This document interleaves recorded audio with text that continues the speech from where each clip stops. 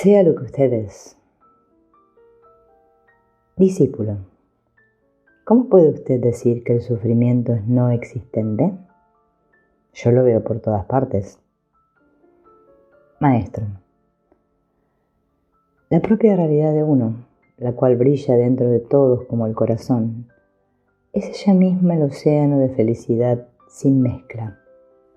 Por lo tanto, lo mismo que el azul irreal del cielo, la miseria no existe en realidad, sino solamente es mera imaginación. Puesto que la propia realidad de uno, la cual es el sol de la experiencia del sí mismo, a la que no puede acercarse la oscura ilusión de la ignorancia, brilla ella misma como felicidad.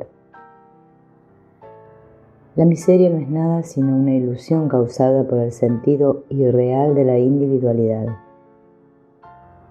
En verdad, nadie ha experimentado nunca ninguna otra cosa que esa ilusión irreal. Si se indaga el propio sí mismo, el cual es felicidad, no habrá ninguna miseria en absoluto en la vida de uno. Uno sufre debido a la idea de que el cuerpo, el cual jamás es uno mismo, es yo. Todo el sufrimiento se debe a esta ilusión. Discípulo, yo sufro tanto en la mente como en el cuerpo. Desde el día de mi nacimiento jamás he tenido felicidad. Mi madre también sufrió desde el tiempo en que me concibió. He oído. ¿Por qué sufro así? Yo no he pecado en esta vida. ¿Se debe todo esto a los pecados de vidas pasadas? Maestro, usted dice que la mente y el cuerpo sufren, pero ¿hacen ellos las preguntas? ¿Quién es el preguntador? ¿No es el que está más allá de la mente y del cuerpo? Usted dice que el cuerpo sufre en esta vida y pregunta si la causa de esto es la vida anterior. Si eso es así, entonces la causa de esa vida es la anterior a ella, y así sucesivamente. De modo que, como en el caso de la semilla y el brote, no hay ningún fin para la serie causal. Hay que decir que todas las vidas tienen su primera causa en la ignorancia. Esa misma ignorancia está presente inclusive ahora, dando forma a esta pregunta. Esa ignorancia debe ser disuelta por la experiencia del sí mismo. ¿Por qué? ¿Y a quién ha venido este sufrimiento? Si usted pregunta, así encontrará que el yo está separado de la mente y del cuerpo, que el sí mismo es el único ser eterno y que es felicidad eterna. Eso es la experiencia del sí mismo. Discípulo, yo sufro de malestares sin fin. No hay ninguna paz para mí, aunque no me falta de nada para ser feliz. Maestro, ¿estos malestares le afectan a usted en el sueño profundo? Discípulo, no me afectan. Maestro, ¿es usted el mismo hombre ahora o es usted diferente del que estaba dormido sin ningún malestar? Discípulo, sí, yo soy la misma persona. Maestro, entonces ciertamente esos malestares no le pertenecen a usted. Es su propia culpa si usted asume que son suyos. Discípulo, cuando sufrimos aflicción y nos quejamos y apelamos a usted por carta o mentalmente por la plegaria, ¿no es usted movido a sentir lástima de que su hijo sufra de esta manera? Maestro, si uno sintiera así, ese uno no sería un sabio. Discípulo, nosotros vemos sufrimiento en el mundo. Un hombre está hambriento, es una realidad física y como tal es muy real para él. ¿Tenemos nosotros que llamarlo un sueño y permanecer impasibles ante su sufrimiento? Maestro, desde el punto de vista de la experiencia de sí mismo o la realidad, el sufrimiento de que usted habla es ciertamente un sueño, como lo es el mundo del cual el sufrimiento es una parte infinitesimal. En el sueño también usted mismo siente hambre. Usted ve a otros sufriendo hambre. Usted se alimenta a usted mismo y, movido por la piedad, alimenta a otros a quienes usted encuentra sufriendo de hambre. Mientras el sueño dura, todos esos sufrimientos de hambre son tan completamente reales como usted ahora piensa que lo es el sufrimiento que usted ve en el mundo. Es solamente cuando usted se despierta, cuando usted descubre que el sufrimiento en sueño era irreal. Usted puede haber comido hasta hartarse y haber ido a dormir. Usted sueña que trabaja mucho y mucho tiempo bajo el sol abrasador todo el día. Está cansado y hambriento y quiere comer un montón. Entonces usted se levanta y encuentra que su estómago está lleno y que usted no se ha movido de su cama. Pero todo esto no quiere decir que mientras que usted está en el sueño, puede actuar como si el sufrimiento que usted siente no fuera real. El hambre en el sueño tiene que ser satisfecha por la comida en el sueño. A los congéneres que usted encontró tan hambrientos en el sueño, ha de proveérseles comida en ese sueño. Usted nunca puede mezclar los dos estados, el sueño y el estado de vigilia.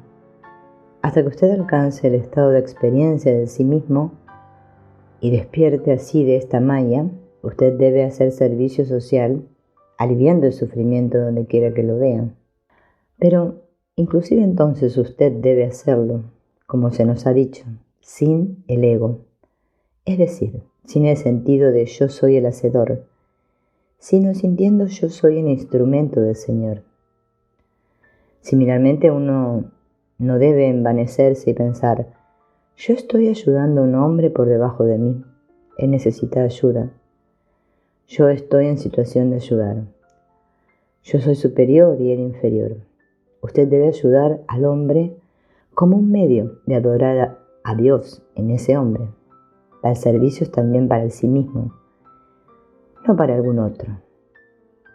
Usted no está ayudando a nadie más, sino solamente a usted mismo. Discípulo, en el caso de personas que no son capaces de una meditación larga, ¿no será suficiente si se entregan a hacer el bien a los demás? Maestro, sí, lo será. La idea del bien estará en su corazón. Eso es suficiente. El bien, Dios, el amor, es toda una misma cosa. Si la persona se mantiene pensando continuamente en cualquiera de estos, eso será suficiente.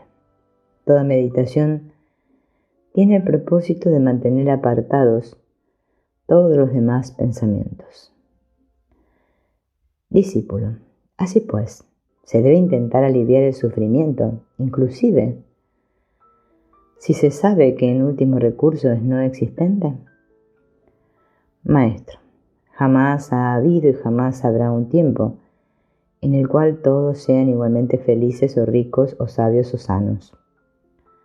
De hecho, ninguno de estos términos tiene ningún significado, excepto en la medida en que existe su opuesto.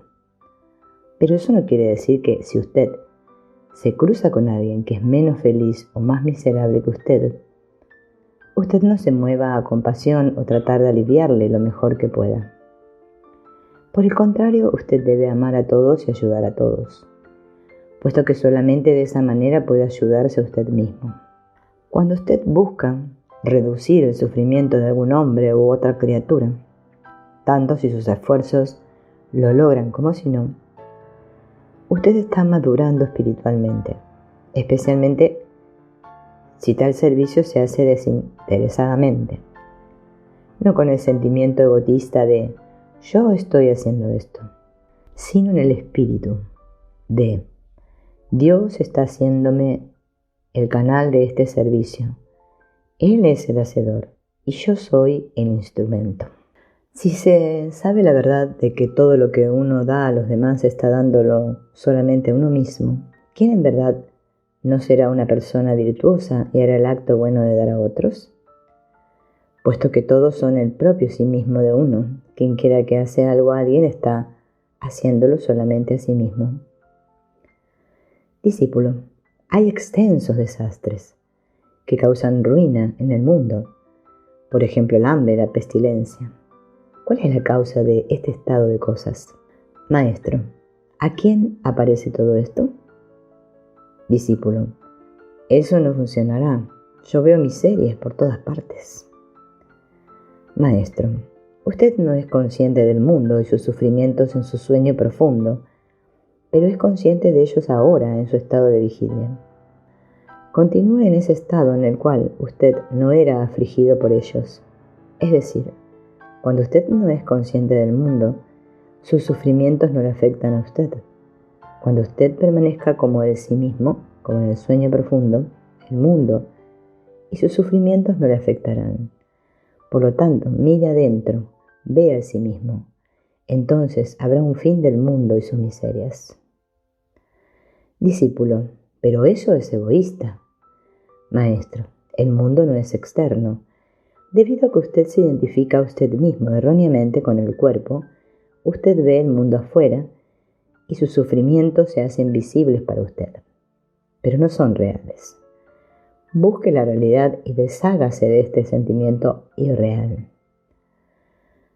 Discípulo, hay grandes hombres, servidores públicos, que no pueden resolver el problema de la miseria del mundo. Maestro, están centrados en el ego y eso explica su incapacidad. Si permanecieran en el sí mismo, serían diferentes. Discípulo, ¿por qué no ayudan los Mahatmas?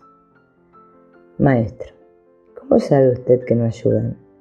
Las charlas públicas, la actividad física y la ayuda material son todas sobrepasadas por el silencio de los Mahatmas.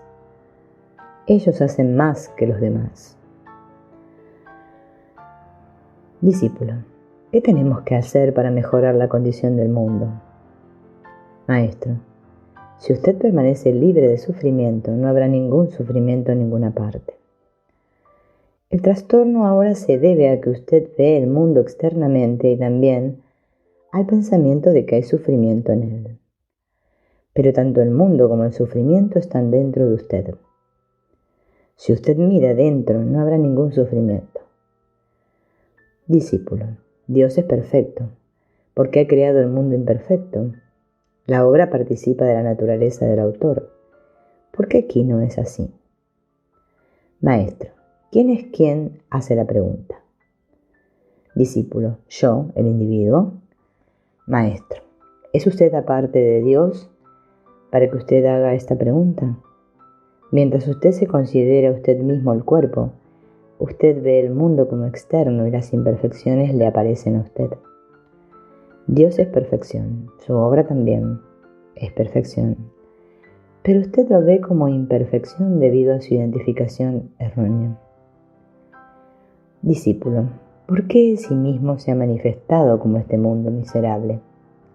A fin de que usted pueda buscarlo. Sus ojos no pueden verse a sí mismos. Coloque un espejo ante ellos y entonces se ven a sí mismos, similarmente con la creación.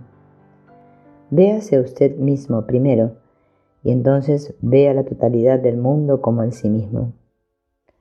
Discípulo, así pues, todo equivale a esto, que debo mirar siempre dentro. Maestro, sí. Discípulo, ¿no debo ver el mundo en absoluto? Maestro, a usted no se le instruye para que cierre sus ojos al mundo. Usted solamente tiene que verse a usted mismo primero y entonces ver la totalidad del mundo como el sí mismo.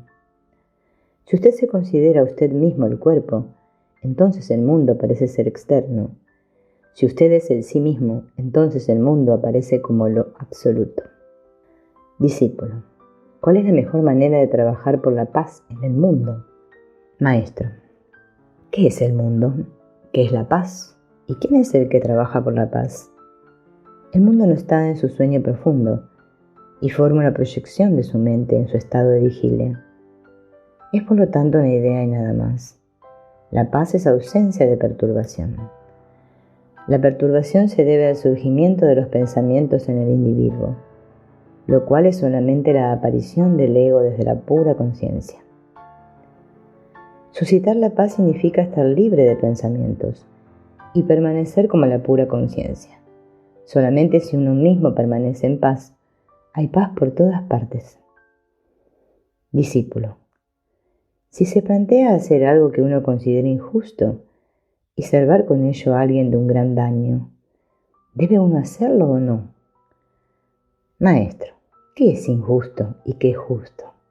No hay ningún patrón por el cual juzgar que una cosa es justa y la otra injusta. Las opiniones difieren acordemente a la naturaleza del individuo y acordemente al entorno ambiente. Son nuevamente ideas y nada más. No se preocupe por ellas. En lugar de ello, deshágase de los pensamientos.